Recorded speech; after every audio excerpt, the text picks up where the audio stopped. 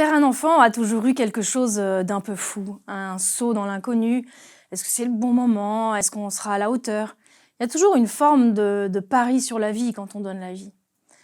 Dans les années, 80 en Californie, un homme d'affaires fortuné a créé, une banque de sperme de génie.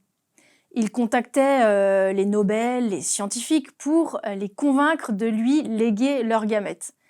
Et 230 bébés sont nés, dont Tom, conçu avec un donneur diplômé du MIT, doté de 160 de QI. Tom confie s'être toujours senti obligé de faire quelque chose de ce merveilleux matériel génétique par lequel il avait finalement la chance d'exister. Il savait, sa mère lui rappelait, donc il a grandi avec ce surmoi parental. Le surmoi, pour certains psys, c'est une part de notre fonctionnement, une sorte de conseiller intérieur qui guide, voire qui commande au moi, c'est-à-dire notre être conscient, comment agir. Ce fonctionnement normal se construit dès la petite enfance avec ce qu'on vit, ce qu'on enregistre, et qui fait qu'on s'envoie à nous-mêmes, de manière inconsciente, des peurs, des reproches, des exigences, des forces positives et négatives, qui vont nous freiner ou au contraire nous entraîner, et évidemment dans un contexte évolutif, parce que rien n'est jamais définitif.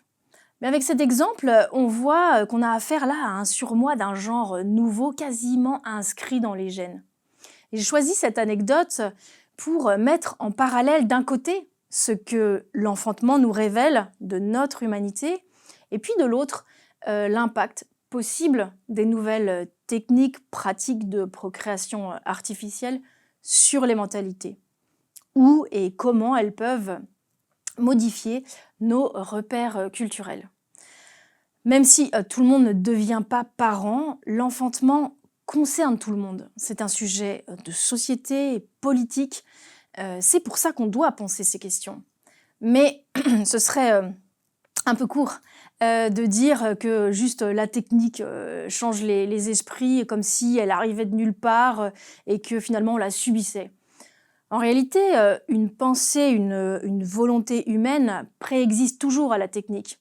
Elle en imagine ou elle en fantasme le besoin, elle organise sa mise au point et elle décide ou pas de son usage.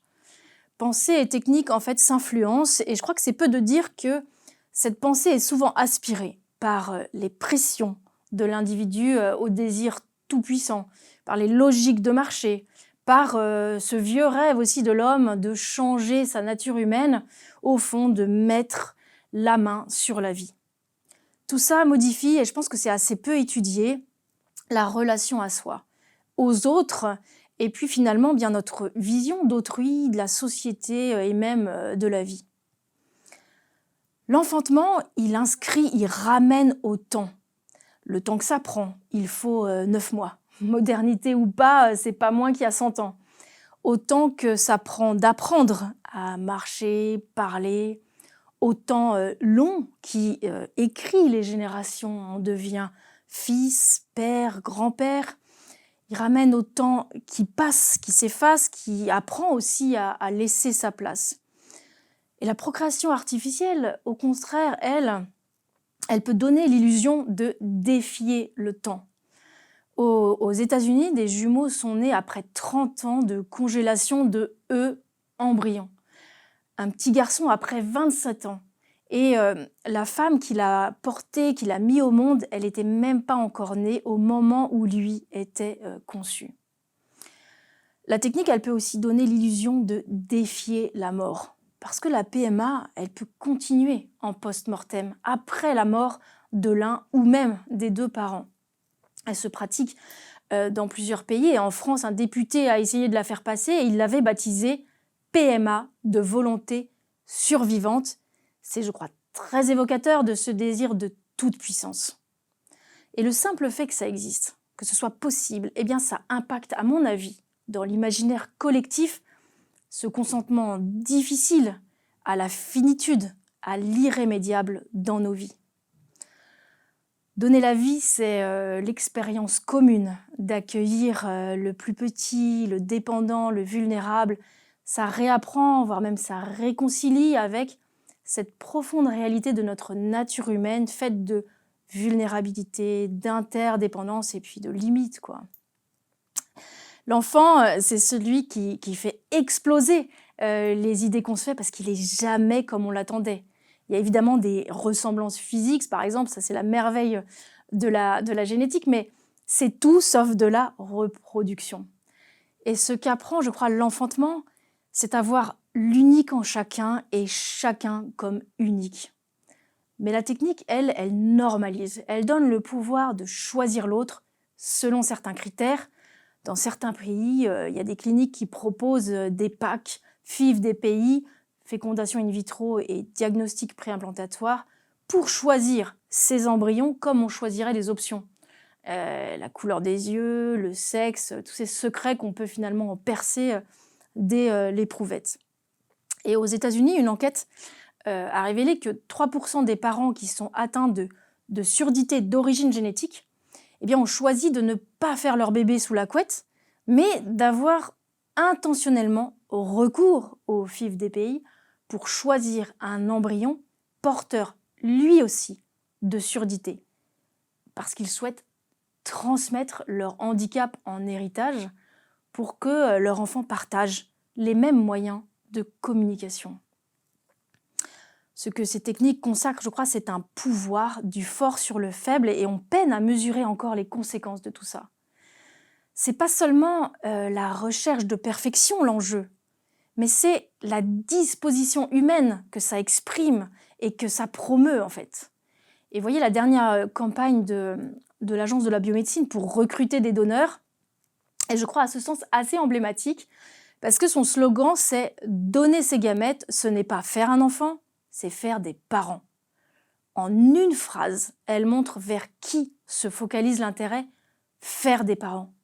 Et avec ça, je crois qu'on est tous invités à dévier notre regard de ce qui devrait être prioritaire, l'intérêt supérieur de l'enfant.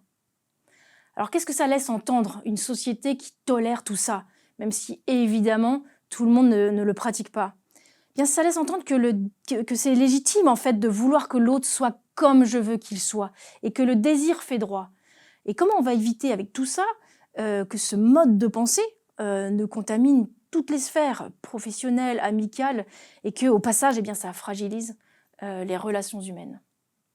La technique entretient aussi l'illusion qu'on pourrait et qu'on devrait tout maîtriser.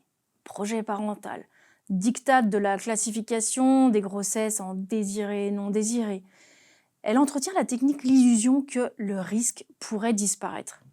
Et la France, vous voyez, elle détient l'un des plus forts taux de recours au diagnostic prénatal. Il arrive même qu'au motif d'éviter un risque non vital, on utilise parfois des examens qui, eux, présentent un risque vital, celui de la fausse couche. Mais croire qu'on pourrait ou qu'on devrait tout maîtriser, c'est un leurre profondément anxiogène. Et puis ça alimente des injonctions qui rendent vraiment plus difficile pour tout le monde d'affronter l'inattendu quand il se présente. Le risque, en fait, ne disparaît jamais. Il est consubstantiel à la vie.